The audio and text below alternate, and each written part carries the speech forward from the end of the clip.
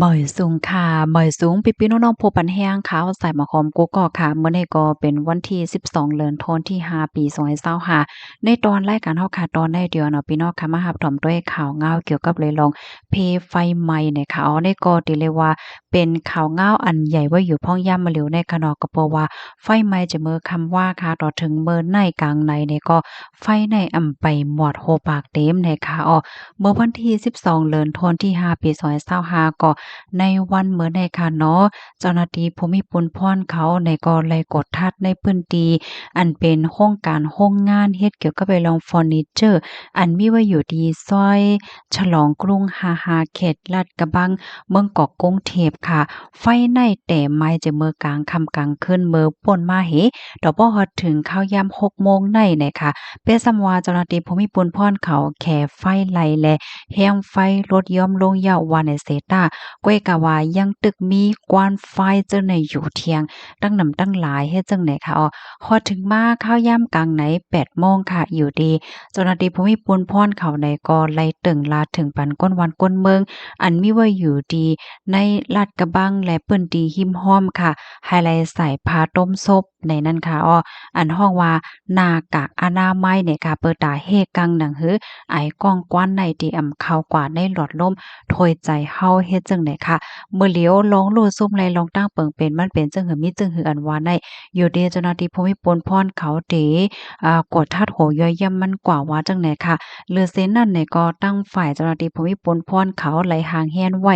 ปันตอนตาปื้นตีโจข้าวก้นวันก้นเมืองตีอันไหลหับพรตุ่มยอนเนี่ยค่ะเนาะอันอยู่ในพื้นที่หิมห้อมจำๆโครงการโรงงานนั่นค่ะอันเจ้าหน้าที่เขาหางแฮนไว้ปันแต่ก็ได้มี1โรงเห็นลำพระองค์ แล้วก็กำในแทงตีหนึ่งก็โรงเรียนวัดทิพาวาสแทงตีหนึ่งซ้ำเป็นศูนย์พัฒนาเด็กเล็กชุมชนวัดทิพาวาสให้ไหนค่ะแทงตีหนึ่งก็เป็นหอประชุมสำนักงานนิคมอุตสาหกรรมลาดกระบังนะคะเอา4ตีในค่ะเจ้าหน้าที่เขานี่ก็หางเฮียนไว้ปันตอนตาตีลืออยู่เศร้าโจกแก็บโจกข้าวนะคะข้อมูลตอนในเลยปีมาที่ห้องการข่าวมติชนออกไว้ค่ะนะนี่ก็ถือเลยว่าเป็นเปิงเป็นอันใหญ่ค่ะนะไฟในเฮียงไม่เต็มไม่ว่าก็มัว อันข่าวโหนได้ข่าวก็ปักดาดด้วยจะเมื่อคำว่ากลางคืนลึกนะถามว่ามันเต็มไหมกับหนึ่งเหก็ชั่วโมง2ชั่วโมงในเจ้าหน้าที่เขาก็ได้แค่ไล่ให้ในข่าวกว่าอันในมันเป็น10ชั่วโมงปลายแล้วนะต่อถึงมื้อในกลางไหนก็ไฟในอำไปหมดเด้ๆกำนั้นแลเจ้าหน้าที่เขาก็ตึกกดทัดอยู่ว่าลองรูดซุ่มได้เป็นหือมีหือเลยจังได๋ค่ะเพราะว่าไลรับผู้ลงคืบหน้าเดี๋ยวมาสืบเปิ้นแพ่เป็นพี่น้องค่ะกว่าก้อยกะว่ามื้อเหลียวในค่ะขย้อนให้พี่น้องค่ะช่วยกันสืบเปิ้นแพ่แชร์กว่านำๆค่ะ ให้พี่น้องเฮาค่ะอันอยู่หิ้มห้อมเจ้าเนี่ยค่ะให้ได้ฟังสติแล้วก็ใส่ผ้าต้มซบต้มปากกันค่ะนะก็บอกว่าไอ้ก้องไอ้ก้อนเนี่ยมันจังเป็นเพศให้เขาค่ะยุ่มย้ำว่าเปิ้นที่หิ้มห้อมเจ้านั้นมีพี่น้องเฮาค่ะอยู่เศร้าไว้อยู่ให้ไหนค่ะนะฟังปันกันนำๆค่ะอ๋อค่ะตอนดาข้อมูลแต่ก็มีกันหน้าแก้ค่ะหน้าสืบได้ก่อนค่ะเดี๋ยวมาอ่านตั้งหันถึงพี่น้องเฮาหน่อยค่ะเดี๋ยวมาอ่านตั้งหันถึงอันพี่น้องค่ะส่งมาตั้งยูทูบไหนค่ะอ๋อตอนตาพี่น้องก็ไลค์ดีไปเลยฟอลโลติดตามค่ะตั้งยูทูบก็ย้อนหมอข้องกุ๊กก็ค่ะนะอ๋อค่ะมีปีเฮาค่ะปันตั้งหันถึงมาเนี่ยค่ะเนาะก็ใจอำลีจ้อมเปิงเป็น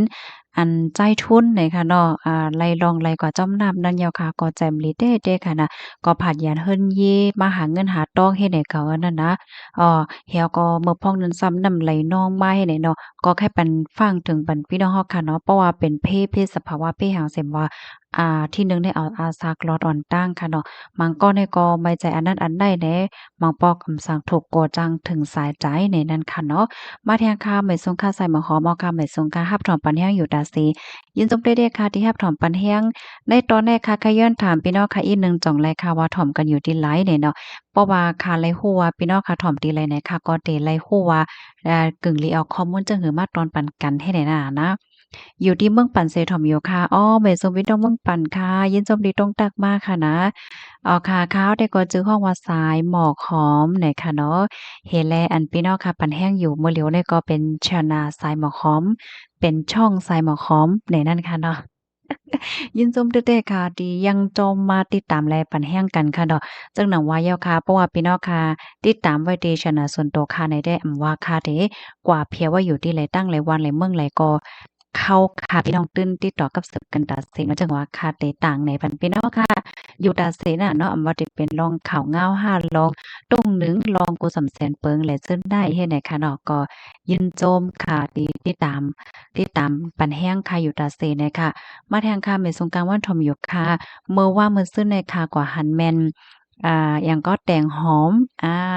เมื่อแต่มันเข้ากลมทางค่ะเนาะว่าเอ๊ะที่เมืองอเมริกาเนี่ยได้มีแตงหอมหมักมันเฮ็ดจั่งใดนะ ก็เลยซื้อมาหมักมันเฮ็ดแตงหอมแฮะแตงหอมเขาก็หลีกินไว้หนังเก่าค่ะอ้อพี่น้องเราค่ะมาแทงค่ะปีเฮาค่ะเตรียมมาตั้งฮักในป้ออำมีตาแล้วก็จังเอาตั้งตุกค่ามาใส่ใจ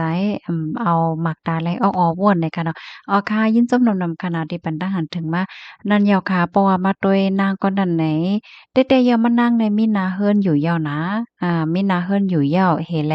เขาซ้ำเหมือนจังหวัดเราอบกันตั้งผู้ห้องกว้ามเฮ็ดจังได๋กว่ากับในผู้ห้องกว้ามนั้นก็แพ้ต่างกันดังเมมันหนากับในเมผู้ห้องกว้ามมันก็จ้อยตะลานางแหน่เหี่ยวก็เลื่อนสุดในอบกันก็อบกันมาไหน